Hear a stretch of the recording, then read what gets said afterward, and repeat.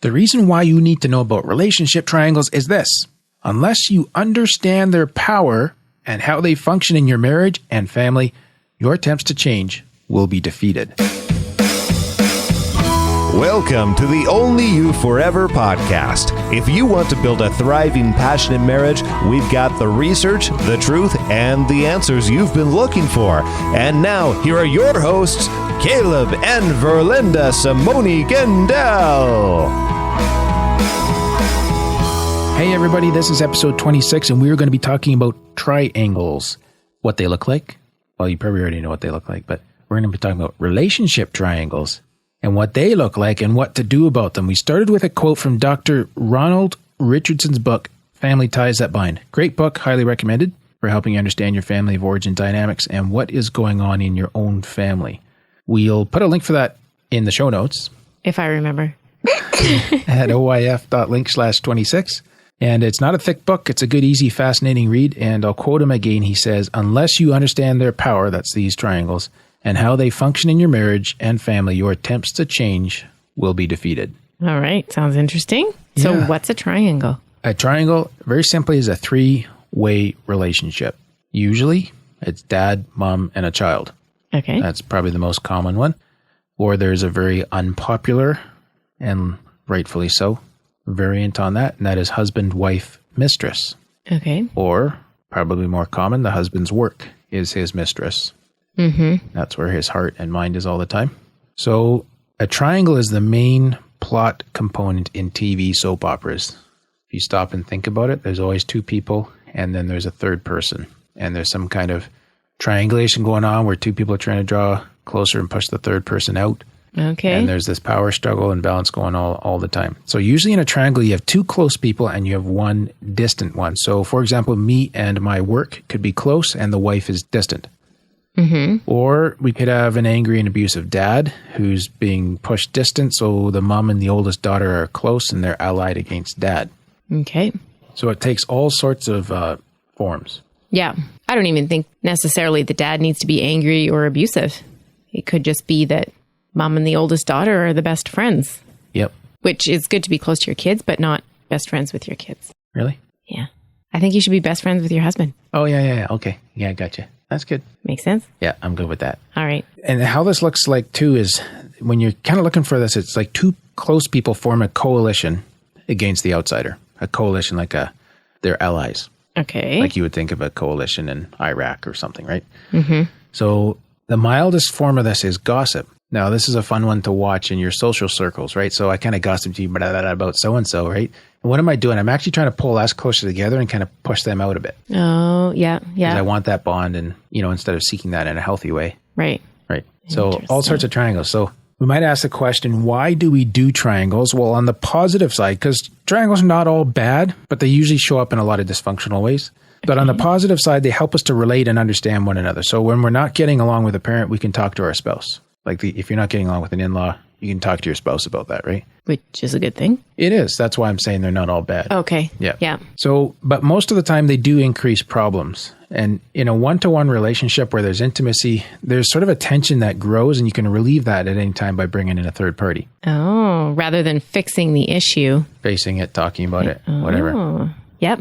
So couples that aren't getting along can talk about their kids. That's the third point of the triangle, their friends, their work, anything but their own relationship. So that third point of the triangle, remember, it doesn't have to be another person. It usually is, but it could be a topic.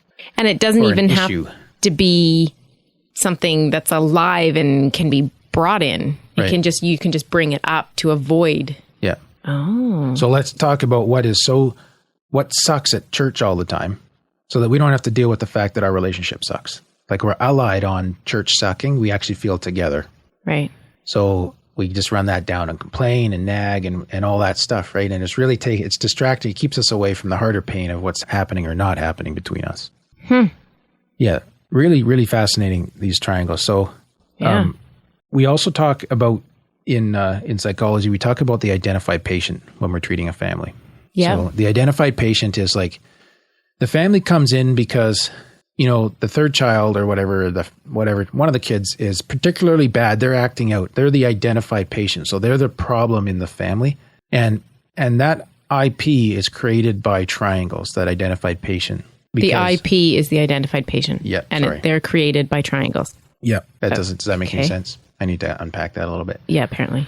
Again, it's the same sort of thing. Like if there's tension in our relationship, or we're not 100%, it's easier for us to focus on a child and be all absorbed in trying to help a child that has a problem.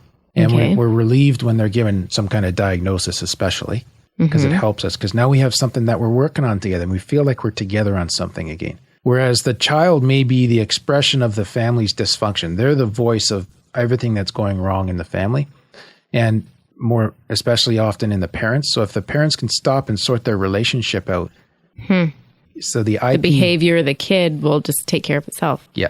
He's an expression of the tension and anxiety that's in the family. So often the IP, the therapist wants to go around the IP and sees the identified patient as not the problem, but the symptom of the problem. Right. So kid sees tension in a marriage and acts out, could be completely subconsciously. Yeah. And learns that mom and dad never fight when he or she acts out. Because their attention's on him or her. The home is calmer. Wow. Yeah. Yeah, it's so what drives this? Like why, where, how come? Okay. So I think it all kind of boils down and distills into anxiety about being close, intimate. And that's all about how close can I be, and I'm quoting Richardson here again, how close can I be and still be myself, be different, and not have to be or do what the other person wants me to be or do? Okay. Or, asked another way, how close can I be and allow the other person to be different than me? So triangles are, when they're acting like this, they're also a way of trying to force homogeneity. I need to use simpler words here. Yes, apparently. So something to do with milk? Calling me up like, you got to use smaller words. Yeah. Keeping people the same and making them fit our expectations. Okay. So this anxiety about closeness is, if I be myself, different from you, I can't be close to you? Like I'm not getting this. What if you take like a particular interest in a hobby and I feel threatened by that? Like my hunting. Yeah. Right? So what if I feel that there's some risk or threat to me or to our marriage, right? And so what I'm going to do is, I'm going to call your mom and I'm going to say, I'm really concerned about where Belinda's going with this hunting thing. And we're going to I'm going to get her wound up a little bit and we're going to get together on this. And then we're going to put that back pressure down on you. Okay. Or I'm going to talk to our oldest daughter and say, we're kind of like, mom's doing this hunting thing. I'm not happy about it. So I don't want you encouraging it either.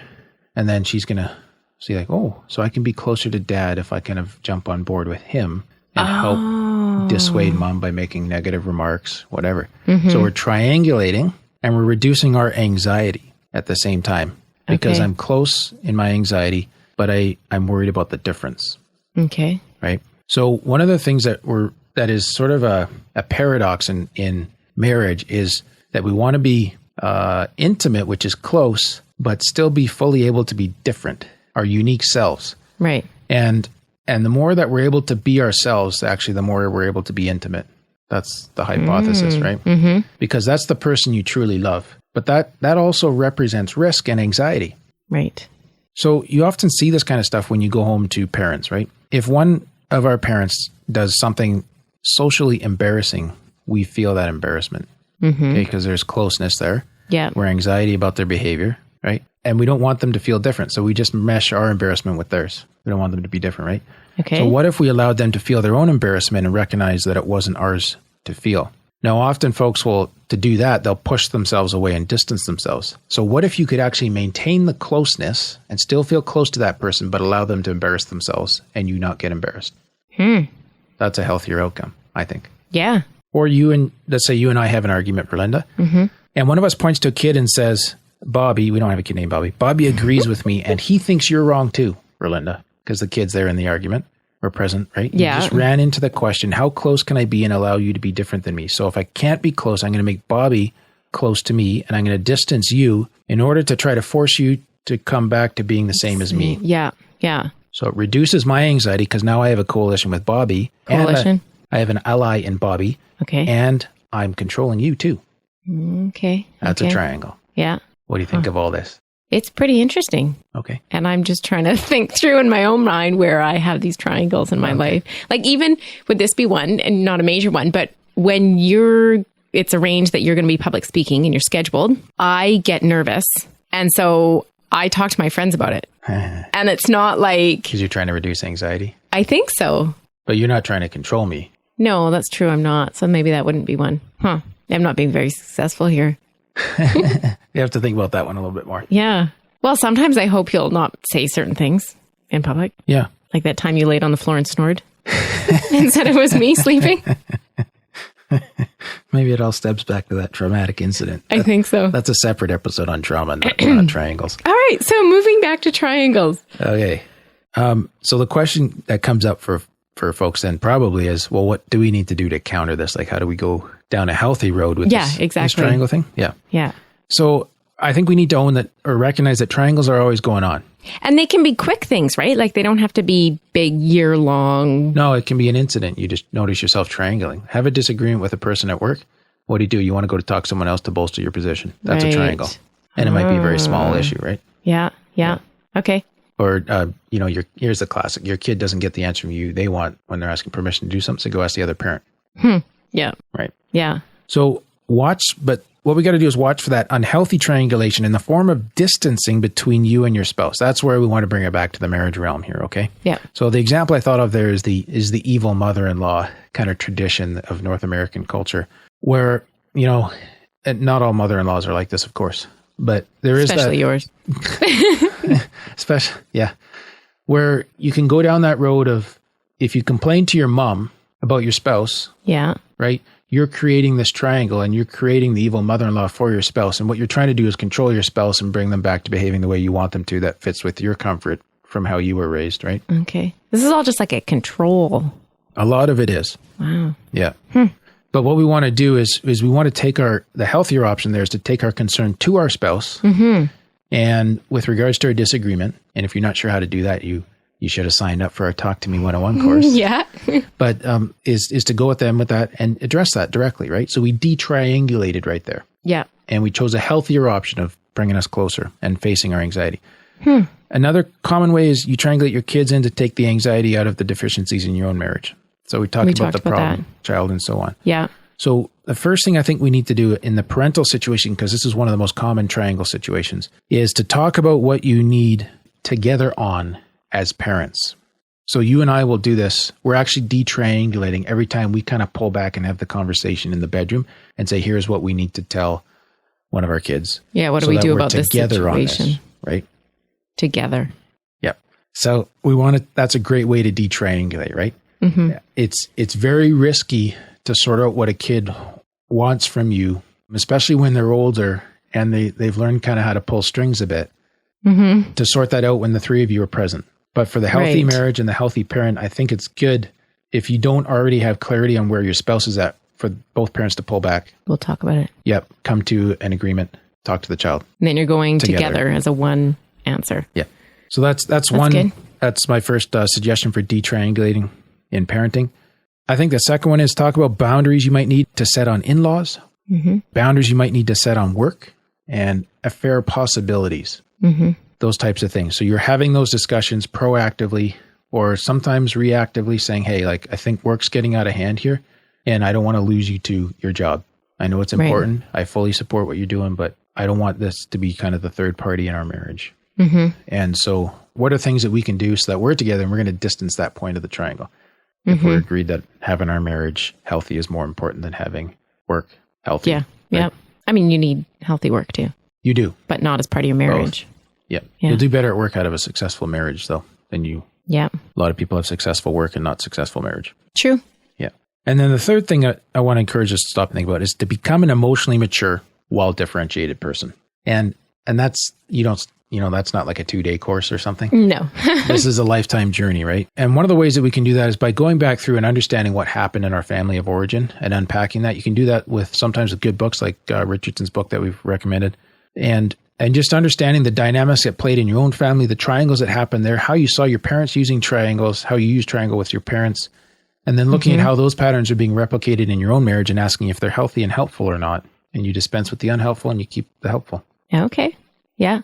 I think another big step here for Linda is to learn to name and identify our own feelings. So this is really about addressing the internal anxiety we have and then learning to speak that to our spouse. Yeah. Third option I had, develop a healthy self-identity and live out of that place instead of others' expectations. So that's hard to do. It is. That's why this is a journey. Yeah. Yeah. And if you want a starting point on that, one of the best expressions of a healthy self-identity I learned from one of my profs in school is I'm a valuable, fallible child of God. Valuable, I have value. Yeah. Fallible, I do fail. Child of God. That's my position. Okay. So develop that healthy self-identity. Number 4, be okay with being different than your spouse. So sometimes folks get really fixated on how little they have in common. Why don't we get fixated on loving each other with the variety that you both bring to the marriage? Oh, that's good. That's choosing to tell yourself a different story about the same set of circumstances. Yeah. And then it's also important as well, don't accept family secrets that your spouse is not a part of. Okay. What does that mean? That's like when your parent calls you and says, well, don't tell your spouse, but yada, yada, yada. Okay. This is just a secret between us. Oh. Yeah. That's a triangle. You just push the spouse out. Oh, and you okay. created an alliance, right? Yeah. Coalition. All right. So those are some thoughts. Stand up for what you believe in your marriage. You want to become more uniquely yourself inside your marriage. That's originally what made you attractive to your spouse.